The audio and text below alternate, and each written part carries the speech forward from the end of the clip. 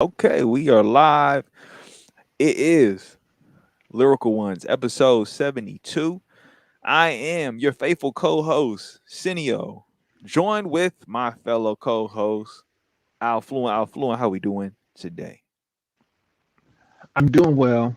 I got my my water here. It's room temperature. It's not frozen. It's just filtered water. I'm doing what we can. Stay hydrated. 30 ounces every few hours gets me to my 120 plus goal in a day. I'm a bigger person, so I need that gallon at least. But some people, they're smaller people. They don't need as much water. But make sure you hydrate. Your body is mostly water, so make sure you getting what your body needs to do what it's supposed to do what Yes, it's sir. designed to do. Um, I'm doing well. It's a Wednesday. We coming off the last See, man, they don't want you speaking the truth. on the This is what last. We in the happens. last. Oh, they anytime, man. But we in the last week of October.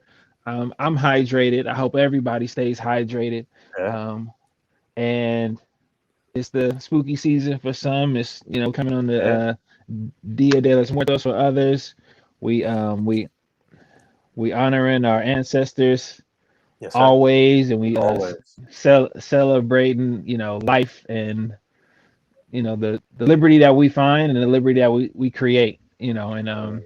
because it's not being given to us, so we gotta make it, on stuff on things like this. Sunio, we got a guest today. Before we get to our guest, let me know how you feeling. How I'm feeling? I ain't as hydrated as you. But then again, I ain't as big as you. You see what I'm saying? I'm like, I come in travel size, so I ain't really tripping. Um, but beyond that, yeah, I'm good, man. I'm good. I had some conversations that have been nourishing and giving me the vitality that I've been looking for. So as that is the case, let's continue that with our guest. Guest, introduce yourself. Let people know who are you and what brings you to Oh, the Lyrical Ones podcast. I go by several names in different spaces. My name is Ross Nyanga. I have a YouTube channel, The Rock Never Stops. We talk about NBA basketball. We do some political aspects of the NBA game. We talk about stuff outside the lines. We do a little boxing talk as well. Um, yeah, yeah. So check it out. It's on YouTube. Okay, okay. Ross, thank you very much for coming through. And you said it was the YouTube channel again? The Rock Never The Stops. Rock Never Stops. The Rock Mhm. Never Stops. Okay. Okay. And that's common spelling for everything, right? The Rock Never Mhm. Stops. Yes, sir. Okay, Yes, that's sir. what's up. That's what's up. How long have you been doing that for? Man, I'm gonna be honest with you, man. I've been talking NBA basketball probably most of my life. I've been a fanatic. I used to want to be a NBA coach. I got pretty close. Started working with the Warriors a little bit, doing some camps and things like that. Coached some college ball, and just always followed it. I wasn't really interested in college basketball, just NBA. And so I followed it heavily. Was always talking in barbershop conversations, the gym, pickup leagues, but I was playing college ball or traveling overseas. I always had that mind for it, watching systems develop. And so I'm really fascinated with the game, and I definitely appreciate how it's evolved. Uh, it's kind of sad because I always think today I was like, man, Allen Iverson could have played till he was 38 in this league. You know what I mean? Yeah. But instead they were like, oh, we don't want guys over dribbling, and so he was out the league, and now that's all point guards do, just over dribble, and it's a part of a system. So it's interesting to see how the league has evolved, how the game has evolved in terms of what is popularized, what is said to be what everyone is doing, and why they should do it, and why your favorite team needs to adopt this strategy. Um, but yeah, we can dive into that in a little bit. Okay, okay. Just giving that explanation, I'm thinking this might be a three part series we might Hey, if have you to want do. to, I'm You know with what I'm it. saying? It's because a part of the conversation was highlighted, given that you had a response to a video we did in concerns to a specific NBA player, and it's but starting off, it's where did that passion and that interest and that insight to want to get involved in basketball to the degree that you just said, like where did that come from? Where did that start? It started when I was about how old? 19. When was the Lakers Chicago Bulls NBA Finals? Was that 91 or 89, something like that? What was that, 91? Must have been. It was definitely early Yeah, it '90s, was I early, think, if early, not right? early '80s. So I watched that whole series as a kid, and I walked away and I said, I want to be Pat Riley. I want to be an NBA coach. And from then on, my mind was always geared towards understanding what was taking place on the court, understanding how players are positioned next to each other, how you create a system to win. All those different things became like at the forefront of my mind. My pops coached me in basketball. I was pretty good early on, and I did pretty well for myself in terms of where I was able to go with basketball. Was able to play some overseas, was around the Philippines, Europe, did a lot of travel ball, coached, did a lot of stuff in community colleges, developing athletes, stuff like that. My undergrad was in kinesiology, understanding the body and how to develop, health and nutrition, wellness, athletic training, emphasis. And then my graduate studies was in psychology. So understanding the mind, understanding how players evolve and develop confidence, which is why I'm totally questioning how the Warriors are developing James Wiseman, and I can get into that later. Um, but as I say, everything that I've been learning for most of my life, you know, 20 plus years, has been about understanding the game, and it's just been something that's just always been a passion, even when I tried to turn it off. So it's like, you know, F it, might as well, just get this channel started and just have fun. I hear that. I mean, saying that you was trying to turn it off. When was that period of time? When were you trying to turn it off? What happened to be Multiple like, you know what, I times. got to turn this off? Multiple times. It's like there was a time where I want to say for a solid 10 years, I could have named every single player on every single team. I could have given you what college they came from, where they came from overseas, their country of origin, club team. I could tell you their positions. I can tell you their height, size, long term outlook, um, all of it, all of it. Coaches, assistant coaches, who should become the next coach, where, what trades are likely to happen that would be successful, why this is going to work out, why this is not going to work out. I could tell the whole thing. And I was just doing it for so long, and I was just like, what am I doing this for? Like, it's not producing anything. Um, nobody. I didn't have people around me to be like, you should do journalism, go into sports broadcasting, right? I probably could have been dope at it. Um, I think I would have been like Stephen A. Smith, but not selling out, right?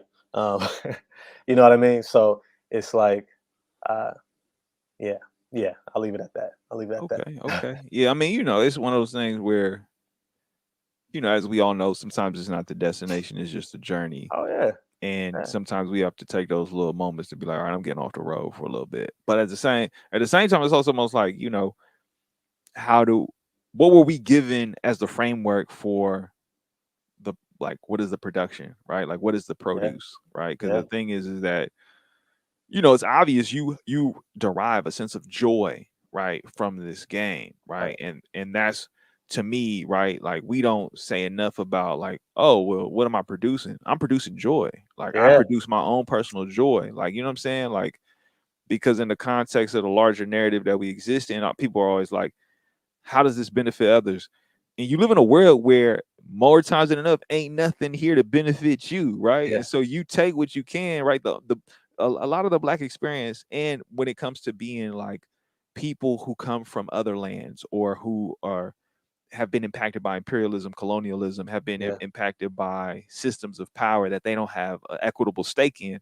Mhm, You literally take the scraps of what's there and then mhm. you produce joy, right? As a form of sustenance, as a form of like how to thrive, right? And so when you're talking about the game of basketball, which it is a vehicle, especially when you're a person of color, a black man at that. Now, as we see black women as well, right?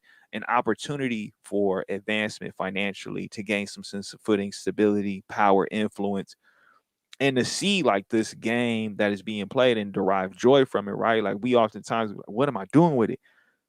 I'm enjoying myself with it. You know what I'm Yo, saying? yo, So it's like, I want to piggyback on that because I think that that's something that is rarely talked about.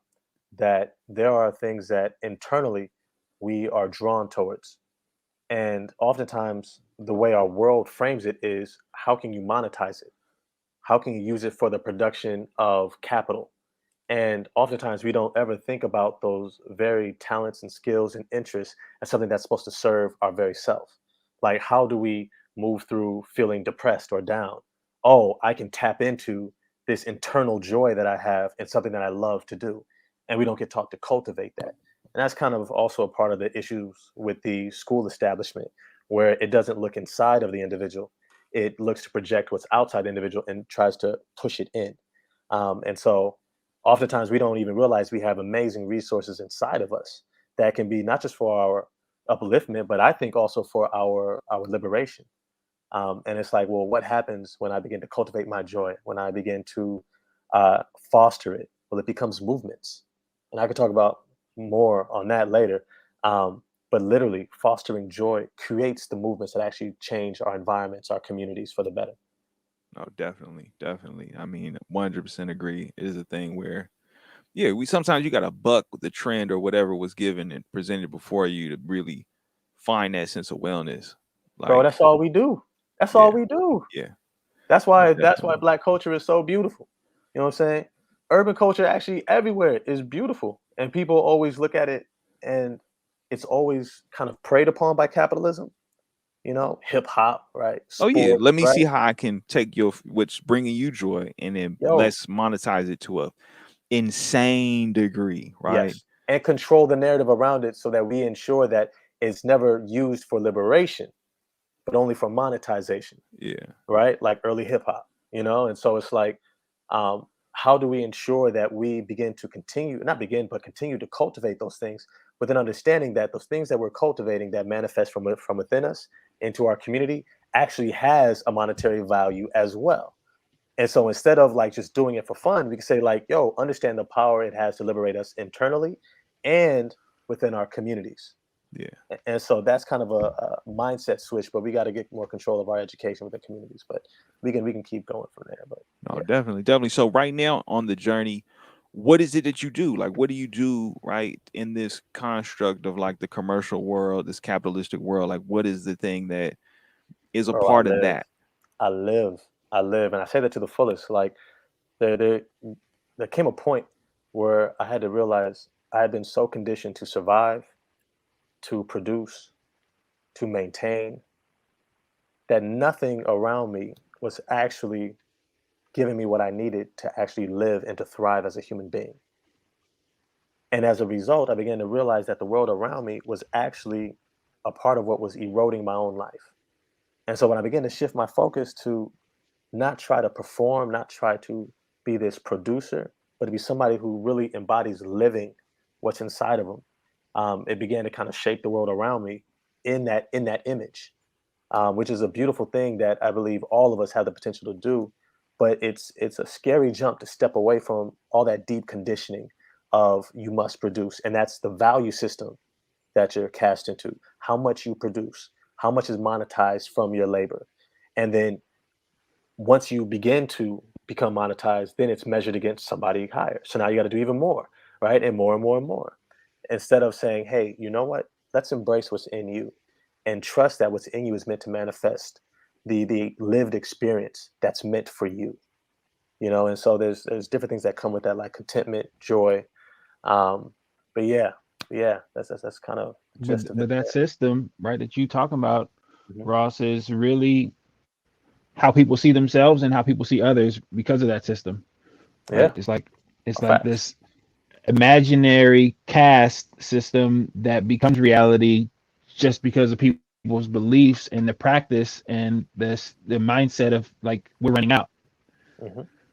Oh yeah. And so like Ooh. people people come in, they come into new environments, thinking they have to prove themselves, right? Like from the mail room, right? They like imagine like the propaganda that's really in movies, right?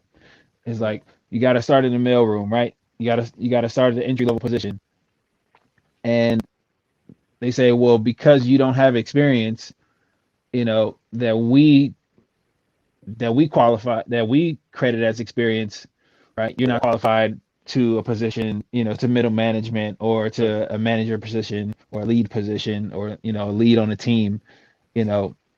But in sports, right, if you're a rookie quarterback, right, or you're a hot prospect coming out of baseball, or you're the number one pick in the draft, Mm-hmm.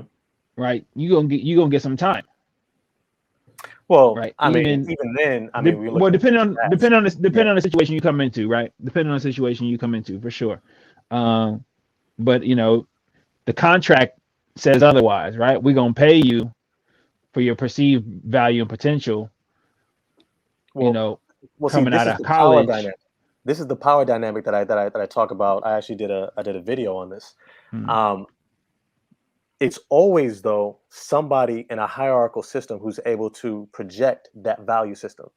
Like even the individuals that right. we think are getting paid a lot of money. So, for example, when LeBron James left Cleveland the first time, they say that franchise dropped over $400 million in value from the time that he left to the time that he returned. And when he returned, it amplified even more than that $400 million in terms of value. People oftentimes don't understand owners pay the players' salaries literally just from the internal marketing and advertisement within the stadium. They're literally paying all the players, coaches, all these salaries from less than 50% of what they make. So when you really think about it, you have You, individual owners who aren't playing, don't play at all, figure out how to monetize this product of people's bodies and labor, and then get to dictate their value. And even in a draft where you can be somebody like LeBron James, an all-time great, who is going to perform as a rookie better than most veterans and all-stars. And you can tell them you're only worth $8 million in your first year. Granted, the people he's outperforming are getting 20, but I get to set your value scale while I profit off of your labor. Right? So this is what's happening nonstop in professional sports. And so when we see that, it's like it happens all the way through, even back into that mailroom, right? I project there's yeah, somebody in a hierarchical system who gets to project your value, which is why I can really appreciate different cultures like Rastafarianism, where it's like they don't believe in being hired. They don't believe in like working for an establishment. They can have a contract and doing what they do naturally, but they believe in working with their own hands and saying, I'm always independent because my objective is to make sure that I'm cultivating this life and living, not performing for somebody else's standard. And so it begins to shift how we engage with power. It's also a big reason why, after capitalism hit Jamaica, they really hunted Rastas for so long, because it really shifted how people saw themselves operating in regards to imperialism and capitalism. But yeah, oh yeah. I mean, it's the opposite in a lot of ways. Their culture, their practices, their beliefs, right, is completely. is the opposite of what the hierarchical system wants in so many ways. I mean, if you land in Jamaica and you come across the Rastafarians who are selling natural products, Yep. they set their own prices. Yep. They're not paying any taxes. They are traveling under their own power, and having an exchange. And if people are willing, right, the conversation will be more than the exchange will be more than transactional. Hmm. Hmm. And also, Right? there's a They're relational willing to aspect of it. go ahead. There's a relational aspect of it because they set their own prices. They can look at an individual and say like, oh, this is a neighbor, this is a single mom, right? Okay, I'm making ital food and your kid is hungry. You know what, I'm going to give you some extra dumplings for free. You can't do that at McDonald's. You know what I mean?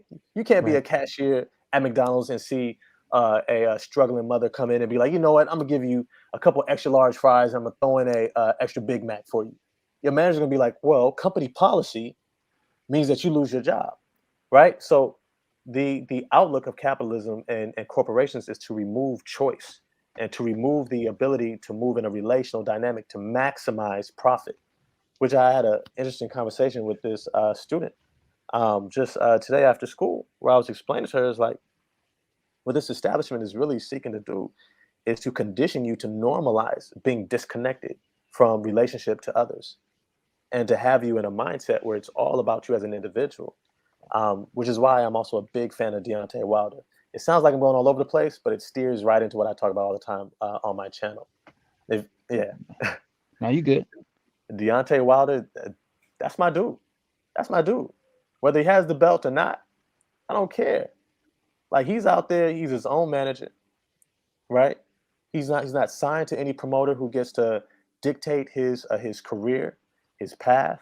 And even though ESPN and all these corporations slander him, drag him through the mud, they can't remove his record. They can't remove that he's got some of the most title defenses of any great heavyweight all time. Right? Has the like greatest measured punching power of all time, right? He's fought people that in this era nobody wants to fight. Nobody wanted to fight Luis Ortiz, right? He fought him twice. You know what I mean? It's like he's one of those brothers that's just like, nah, like I'm a real one. I'm a king for real. And I'm a king whether or not I got Wakanda or I'm on the street. I'm still a king and I move as a king.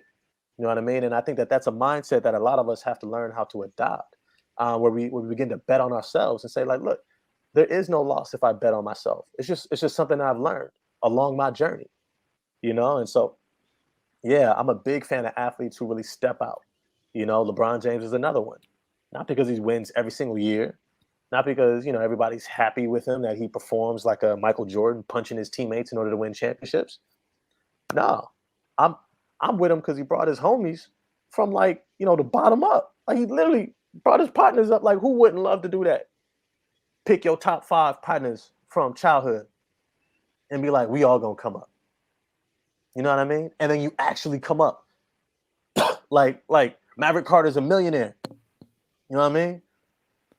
Yeah, I mean he put Yeah. his people in position to thrive, right? Like he leveraged his status and what he had access to, and then was able to invest in the people to have stake in what he was creating, right? Like to Yes. really to leverage himself to create multiple streams of wealth for the Yes. people around him, right? Like really build up his people, right? And it's and it is also speaks volumes to the people that he had around him, right? Because That too. a lot of times you can try and put somebody in position, but that don't mean that's the position they trying to play, right? Many Yeah. times you can get someone around you, and it takes sometimes the stars align, and sometimes you have to really put in some work and some energy into like, well, who is the people that I'm going to hold on to and value and cherish and invest in? Because I mean, you could say the same to some degree, right? Like Jay-Z, right? Like his Mm. closest friends, right? He Yeah. he he Came done had up. a friend take a big hit for him for years to then come home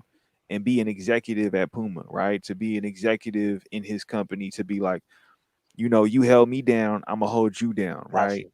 And it's a thing where it takes a level of dedication, commitment, a level of focus, concentration to really say, me as a person, okay, maybe I'm closer to this opportunity than you are. But when I get to that opportunity, I'm opening it up for us to walk through and gain more opportunities, right? Hmm.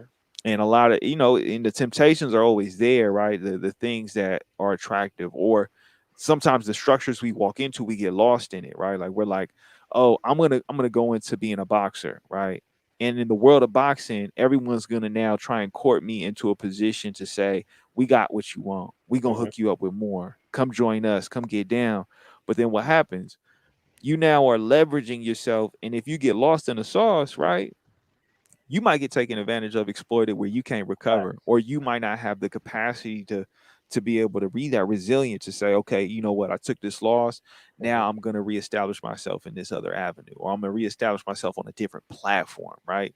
Because you Yo. even look at Floyd Mayweather to some degree, right? He went through a lot of those, Yeah. almost could have got lost a couple times, but then had to figure out, okay, who are the people that I'm going to place myself around to have that equitable stake, to have a Yeah. Mayweather Productions, right? To say, I run this, right? Yeah. Because you bring up a good point around the idea of ownership and agency, and to see the structure as it is, but not succumbing to being a part of that structure, right? Leveraging that structure to develop your own structure outside of it or Yep. away from it. And I think that this is the key for like all of us, is to understand that the structure is already inherently placed inside of us. That as we begin to explore Right. ourselves, we actually have the internal knowledge and skills and resources internally and around us to actually create the structure that we need. A big part of this system around us is actually getting us to buy into that this is the only way. And the reality is, I especially if was you just travel, talking about this. yo, if you travel outside of this country, everybody has to figure out how to make their way because you don't have jobs all the time. And so it becomes Right. natural. But now when you go into native and indigenous communities, it's even doper. Just from what I've read and learned and listened to, where you actually have an interconnected community that is intentionally seeking to cultivate the purposes in one another, in that collective belief that what each of us Right. produce out of our lives and out of that purpose is actually for the common good and benefit of each of them. And so now they're all collaboratively working together. And so this is Right. this is why capitalism has really There are sought no to, bootstraps. There are no yo, bootstraps. There's no me, you. There's a us. We are each other's resource. yo, bare feet It's have like always been the way to go. right. It's like it's like the jobs are like a gig mentality. Like what are you Yo, capable of? Right. What's needed? If there's something in our community that's needed and we don't have someone, then someone's going to learn it. Right. And then we're going to build that person up. So not so they can prosper, so that we can all prosper, right? Not that they can get right, but that we can all be right. And then we have grown a facet of our community simply by teaching and sharing the information, and then allowing someone the incubation within their home, basically, to then grow into someone that if they need to, they can go and travel and bring resources back.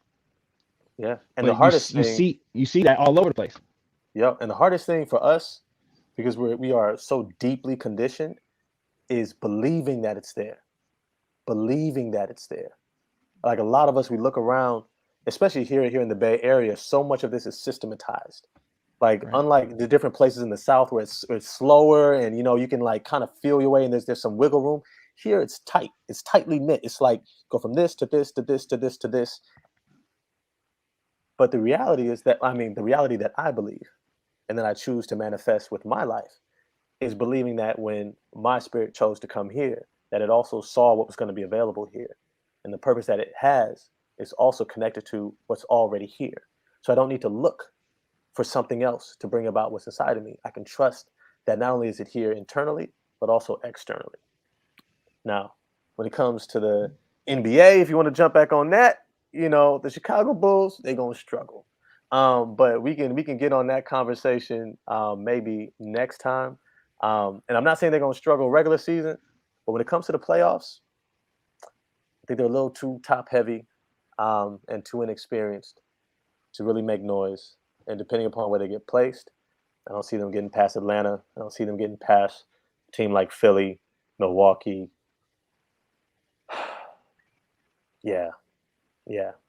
So leaving us on a very heavy and hard note. Ross, how can people get in contact with you as we gonna do all we can to bring you back next week? I got y'all. I got y'all. You can hit me up on my channel, The Rock Never Stops YouTube channel. Please like the video, subscribe, leave comments. If you want me to do a video, I actually like doing videos that people recommend because I have a lot of different ideas, but I like doing something that people actually desire it. If you got a favorite team, I can try to focus in on them. Unless they're like the Minnesota Timberwolves, they ain't going nowhere. Most exciting thing that's going to come out of it is trading Karl Anthony Towns to the Golden State Warriors for James Wiseman and Jonathan Kuminga. That's going to be the most exciting thing Minnesota's going to be able to do. But yeah, holla at me, get at me. For sure. We appreciate you, I'll be brother. Ross, back. thank you very much for your time, and be blessed. And next week we're gonna follow back up because Yes, we have sir. a lot to uncover and discover. For sure. Doom For part sure. 2. Yeah, let's go. Let's do it. All right. Peace. All right, Peace, y'all. peace. So I mean that man, that it leaves a lot to think about, a lot to ponder, right? Because it was a conversation we were having. It stemmed from a conversation we had last week, and it's a Yeah. conversation that's going to be ongoing for a lot of people. I've seen it play out today amongst my colleagues and coworkers where we're trying to figure out what to do next, and everybody don't know what to do, right? Now, because of my agency, my sense of compassion, I have an idea and I know what I want for myself. And it's not to be like, oh yeah, I'm gonna run this. It's like, nah, nobody gonna say nothing. Y'all really want to go in the direction of, right? And the way I connect that to what Ross was bringing up was the idea of like that sense of ownership, that sense of responsibility, that sense of togetherness. You know, highlighting how these systems that are placed before us, as much as we enjoy them or may use them, to not lose your sense of self as you go through them, right? Like it, like challenging what society is trying to give you, and how, it's like how many how many wolves in sheep's clothing, right? Sending wool with the wolves underneath. How many of those moments are you gonna get before you realize these wolves are trying to take away from you? They trying to take advantage of you. They trying to, what I'm saying? It's like Man, I, they I just and need the they wool. right. They come in all shapes and sizes, really trying to befriend you, trying to partner with you, trying to create with you, trying to follow you, trying to lead you, and really they just want to take from you. And they go find different ways to drain you. Um, and right, just like you said, how many wolves does it have to be, right, before right you realize that the external is is not what you can trust. Um, like any it's funny because where we are right now is people are still like in disbelief about, you know, decentralizing things. And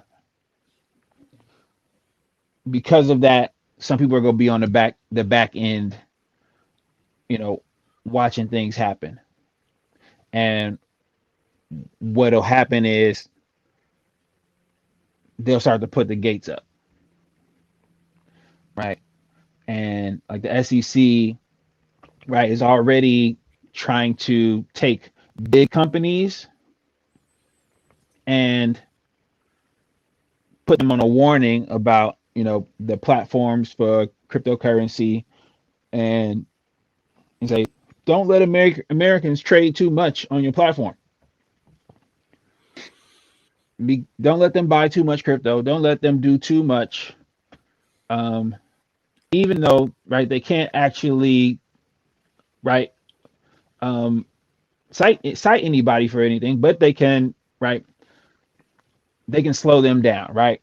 They can discourage them. They can arrest somebody. They can, you know, find someone, and the company's right large enough to $1 billion companies is large enough to, right, you know, sue or counter sue, and, you know, take care of, you know, that with just some money, and then go back to doing what they're doing. But what the system gets out of it, right? They get a news story, they get some publicity, and they get some deterrent for other companies. Say, don't do what they did, right?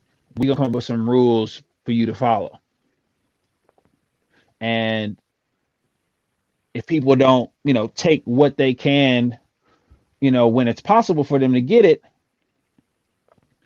they're gonna show up, you know, with needing a password, right? They're gonna show up needing the code word. They're gonna show up, you know, with so many rules. It's like going to Alice in Wonderland, and the Queen Kingdom, the Queen of Hearts Kingdom too big. So it ain't nowhere. You ain't safe nowhere. It's off with your head as soon as you know, step to the table. And we can't believe that this system is gonna take care of us. And I like what Ross says, that, you know, a lot of the code, right, is within us. And, you know, it's a reason why, like, our skin is built to absorb more sun, right? It's built to absorb more energy, right, than others. it's it's built that way for a reason. And then, yeah, like you don't need to watch and listen to Public Enemy or read Bill Hooks or um, listen to Muhammad Ali or Martin Luther King or Malcolm X or um, yeah, anybody. You don't need that to have a sense of pride in your culture that you can't necessarily say where it came from. Right? It's like, why are you so happy to be black when we're trying to teach you how to hate yourself? Like we working overtime. We got $1 billion, $1 trillion industries trying to get you to hate yourself. Whether it's in hygiene or car commercials or hair products or entertainment, um, wherever it is, we trying to take that joy from you, trying to take that self-esteem and press you down. You know, why does a 3-year-old love their hair? Why does a 10-year-old love their skin and their complexion when the system is working so hard, you know, to not to change that. Man, I mean, people, myself included, it's I think thankful enough I had the ability to have someone to teach me, right? Like the level of acceptance, appreciation, and joy in myself. More importantly, how much I've seen it impact and harm others. Because you're right, there is an infinite amount of financial interest, money. There's a huge amount of money that goes into people. We've said it many times. They will sacrifice some of their own to win the war. And in this particular interest in this specific kind of spot, this zone, it's about how do I maintain my grasp on power. It's by driving you to hate yourself and providing you the resources to chip away at who you are. Let me provide you with every opportunity, chemically, physically, metaphysically, to chip away at who you are. Everything you could do to chip away, to then Anything. say, right, you belong to a larger group when it benefits us, and you are an individual because it benefits us, right? And so when it's once you unify and try to say, all right, well then we as people gonna come together, we gonna form a union. No, you ain't Mm. forming no union against no bigger entity. You're not forming no union against, like I seen a video talking about how much Jeff Bezos has made and then how much he made for others. And then, the details and the specifics is if we can create a mathematical equation to say the resources necessary and the supports that are necessary to eradicate, right, homelessness or to prevent certain kind of deficits from happening, this one individual has more than enough means to help resolve. If you create all this wealth for others, who are these other individuals? Because when I look at the number of what you've been able to generate, the the $1 trillion and the 840 billion that have gone out to other people, I have to ask myself, those numbers sure do sound like more than enough to support a country that, it's easy to pacify the problem or it's easy to minimize the scope of harm that's being done to them. But you mean to tell me we got people who they can't find adequate employment that's for a living wage, right? We have a housing uh, a, a, a housing need, right? Where people are lacking the ability to find efficient and, livable conditions, right? And yet you as one individual or you as a group of people, you have the means to overhaul it. You have the means to rectify it. You have the means to solve it. But because we believe so heavily in this sense of individualism, right? Yeah. where yeah, we could all wear a jersey and say we represent the same team, but we can't we won't let y'all come together and say collectively you have an issue that can be solved, right?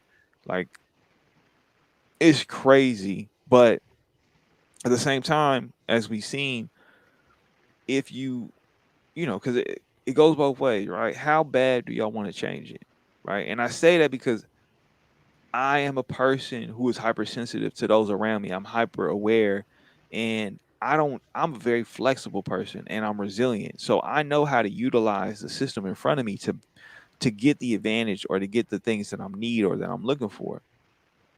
What's difficult at times is, right, to what degree, how much do you want to leverage? Because everything comes at a cost, right? When we talk about a LeBron James, you have to take into account the amount of support, security, and resources that are necessary to maintain what that is to be a LeBron James, right? Yeah.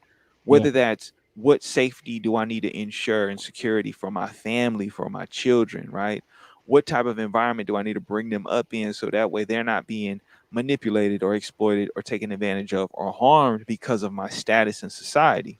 Because it's a real thing where people will see, oh, I can get to you, or I can get to someone you love to leverage that to gain resources that you have that I don't have. Because that's people. Oh, if I had, if you had what they had, right? Well, you don't know the details and specifics of what it means to have to sustain that, right? It's easy to say for a day. It's another thing when, oh, right, I can't tell the public that, there has been something that has happened to me because that might jeopardize my brand, Right. right?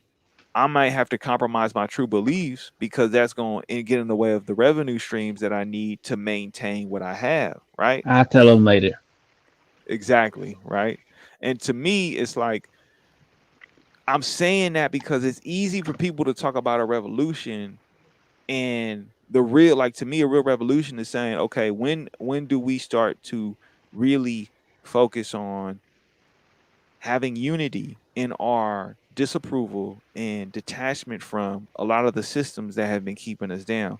Because I'm gonna keep it real with y'all, right?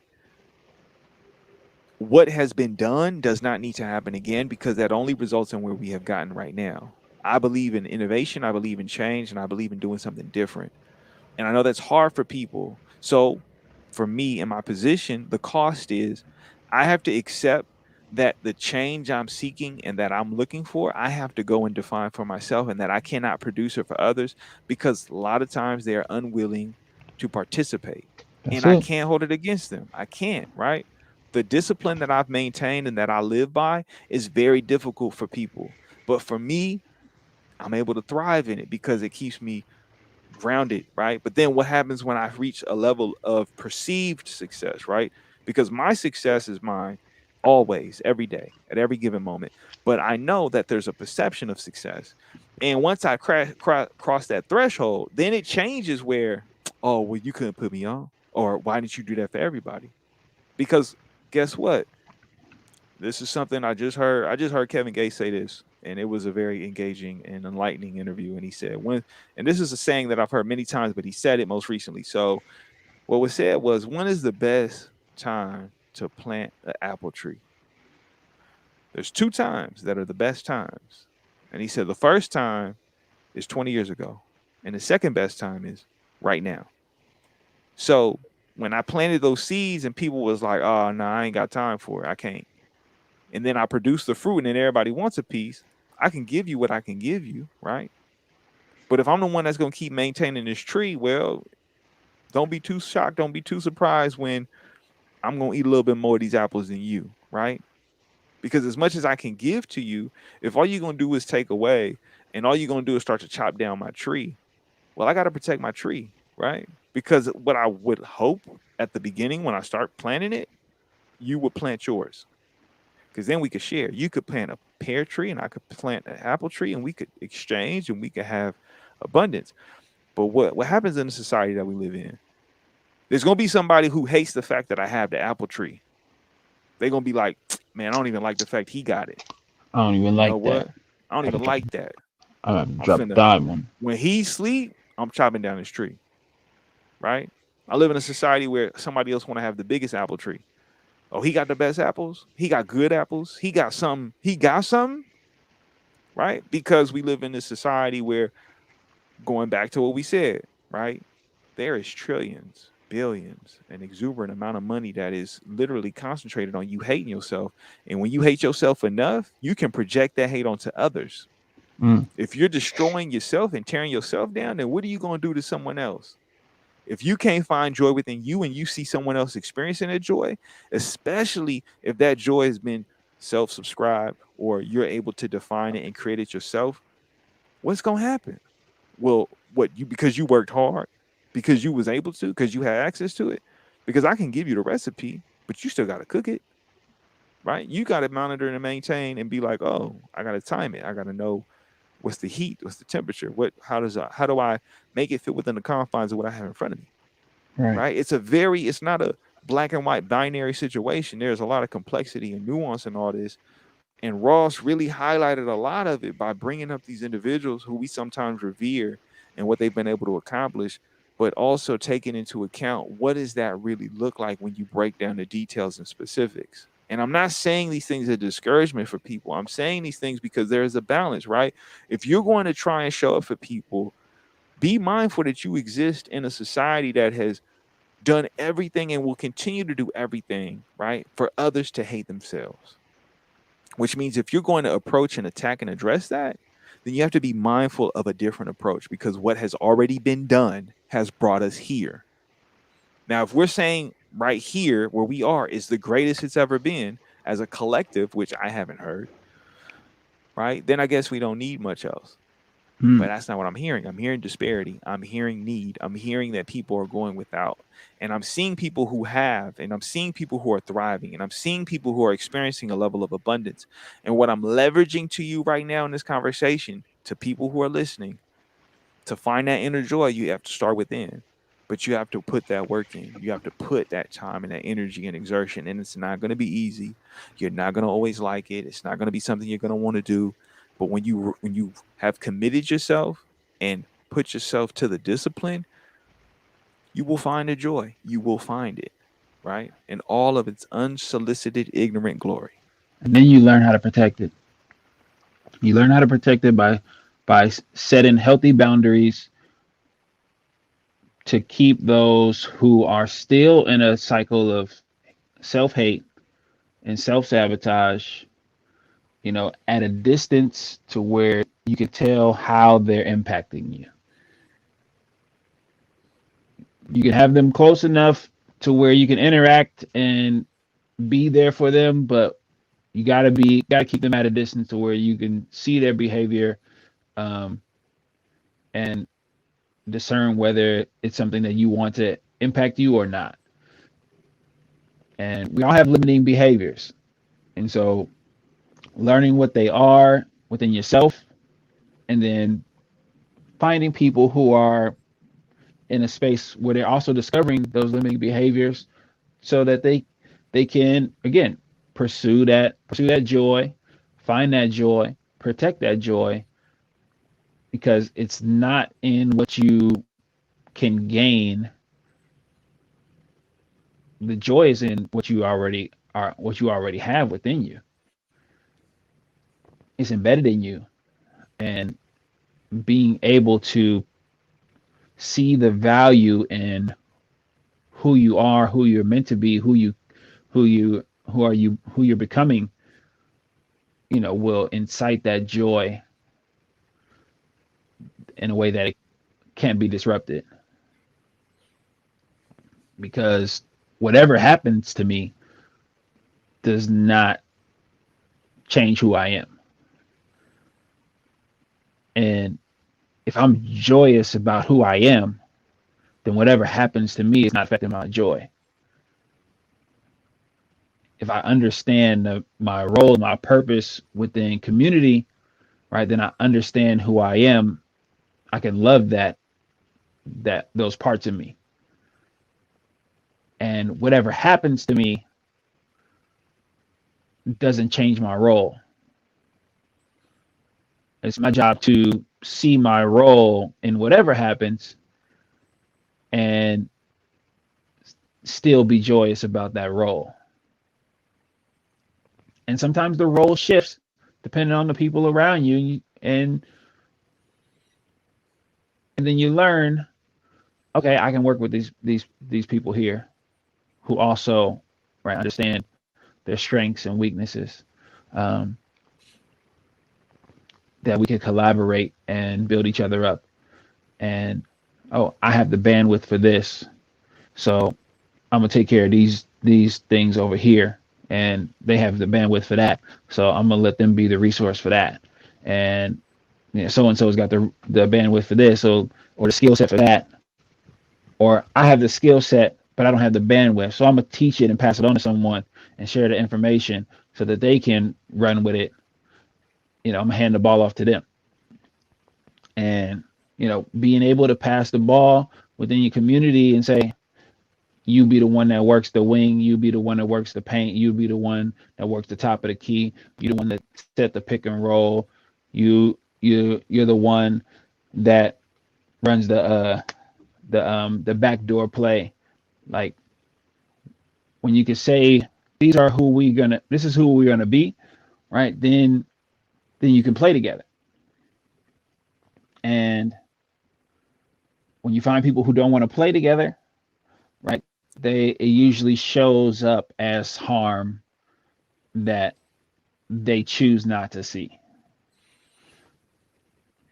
It's like, bruh, you got 10 turnovers tonight, right? If you can't acknowledge that are causing harm, right, then you don't want to play as a team, right? It's all right. It's all right that it happened, because like we can find a way to have you touch the ball a little bit less, and use some of the other resources around you. But if you just go not admit that you causing harm, you can't see that you causing harm, then you're not ready to play with us. And so I got to make moves without you. And the way to join me in the movement, right, is to be able to hear criticism, acknowledge criticism, and right, if you want to make amends or apologize, right, the behavior changes. The words is cool. I'm sorry, that's great, but right, it's like when there's inequity involved, right, the best sense of justice, right, is prevention. And so that's where I'm at right now. Um, I'm grateful that we can have this time, Senio, for real, um, and navigate these things. Nah, I mean, but nah. Parallels. The parallels of life. The parallels. They are parallels. I think about. I stayed away from saying it like multiple times, but I think about it as it resonates and echoes in my mind. Lady Tsunade, when she hit the wall and she broke it, when Orochimaru had cornered her and was like, "So you gonna hook it up?" And she was like, "Hold on, I ain't no sucker. Don't get it twisted. Y'all might have thought everything was fun and games, but let me just break this wall down real quick so you know and understand what's going on right now. Because you ain't finna just back me into no wall. Boom, I'll break the wall." And I felt that when I seen it because the buildup of who people have perceived or what they try to translate or communicate about who this person is, right? Where it's like, are they really, that what they hinting at, what they have alluded to, what they saying it is? I don't see it yet, right? What I see is someone who has traits that don't equate to what I've already saw, right? And people be like, "What are you talking about?" Right? That's Naruto, right? I'm in it right now, and I think about that moment so much more than every moment that I'm witnessing because it's relevant to the world that I'm in. Because I see how people's perceptions of me or others are projected or amplified, or you hone in on certain aspects of a person, not fully accepting all the other, intangibles, all the other pieces, all the other parts, right? And it goes both ways. Am I doing it to myself? Am I projecting something that's false? Am I not acknowledging the pieces of myself that I need to work on, that I need to see? Right. Or is it that I need to show people, right, through my actions, the difference, the reason why? Because in sports, in life, in a lot of things, anime, movies, fiction, whatever the case may be, you can draw the parallels to yourself. And if you're willing to, it can be an eye-opening experience. It can be a some insight to a perception or perspective that you just might not have. And I say that because it's it's one of those things where it's easy to lose sight, or it's easy to not really recognize it, because again, we have a world that's so quick to make you want to hate yourself, right? Mm. It's Yeah. easy to make you want to give in to your reward systems, to say I need it, right? Even though you don't need it, even though you don't want it, even though it's harmful for you, right? I'm like That it is. every day trying to expose people to things to give them a sense of awareness for themselves so they can move forward and not be harmed by what was and what has already happened. I listened to this Andre 3000 piece with Rick Rubin where he's talking about him being isolated, and him dealing with just the nature of his life, right? How he grew up, the world he grew up in, and then him being like withdrawn and contemplative about himself and being in this vacuum, if you will, of thoughts. And we live in a society where our greatest artists, who we resonate with, who we appreciate, who we love, who we share so much joy in, have become so isolated because we've done, and it's not we as in us in the moment, it's us as a global society, it's us as a country and a culture. We don't challenge the fact that the individual, right, exists within the community, that it exists within relation to others, right? We create these really weird dynamics where we don't even think of our engagement. And he has said so many things that I'm experiencing now did not have a label 15 years ago. Now, there's a benefit to being able to give things a name now. There's a benefit to be able to say, this is what I'm going through, this is what I'm experiencing, because there may be someone who knows what to do, right? Whereas before, it's something that we ain't gonna talk about it. We just going, oh, bro, just acting weird. Oh, you tripping. You don't even know what you're going through. You wilding. You got demons. Mm. And it's like, as much as you may have demons, there may be an angel that can handle it, right? But if we don't put a name on the demon and we just call them all the same when they all different, then we never get to the root and we never get to resolve what it is that's going on, right? And so I'm thankful because we do exist at this point where we are doing so much work to discover what are these things, what is going on, how did it get here? But even more importantly, we can say what it is that troubles us, that's bothering us, to then figure out, what do I need to do next? What needs to Right. happen next? And I think that's kind of I hope people find the appreciation, but even more so, right? You're able to leverage that for a sense of joy and happiness within yourself, right? When you can appreciate that thing, that one thing, whatever that thing is, or the multiple things, it does generate a sense of joy, a sense of well-being, right? Because you, everyone listening, you have the ability to control your mind. Now, some of us are farther away from it than others, but that's why you find and seek out resources, and don't be afraid to find something that doesn't work, because then you learned it didn't work. You can Right. now put that away and say it did not work, instead of saying it ain't gonna work for me. Not because you know, but because you're skeptical, you're afraid, you're scared, because you just aren't willing to put yourself or subject yourself to the vulnerability of the process. I'm in the process like this. For real, for real.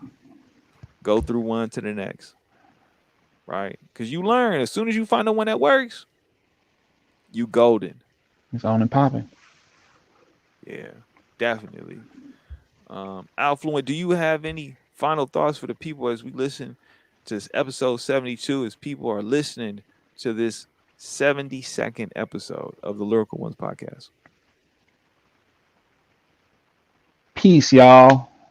Cease becoming, begin to be. Right? It ain't all got to happen at once. Like the Guru Kid from Recess said, cease becoming, begin to be. just live in who you are, and if you're not sure, like, just take a step back and, take a gander at your day, you know, one day at a time, and take note of patterns in your own life, the patterns that help and the patterns that harm yourself and others. Relax and take note. For sure, for sure. And for those that are interested, I'll be performing this Saturday at Evolved SF. There will be performances going on from 3 to 8, and I'll be one of the many performers that will be performing on 24th Street in San Francisco. So if you want to come by and participate in supporting local art and local music, we talking about supporting organic, right? This is your opportunity to come on by. We're going to be in San Francisco this Saturday, October 30th on 24th Street from 3 p.m. to 8 p.m. appreciating the arts. So come through. But beyond that, again, as always, yes, yeah, just be, right? Like, brought it back to recess. I was like, man, one Saturday morning. So definitely after that Saturday morning, come through Saturday afternoon. I'm gonna be there. So yeah, Yeah. You ain't got to be productive. You just be. just be. And that's all right. Exactly. Don't take it for granted. Your heartbeat, your breath, you gonna wake up.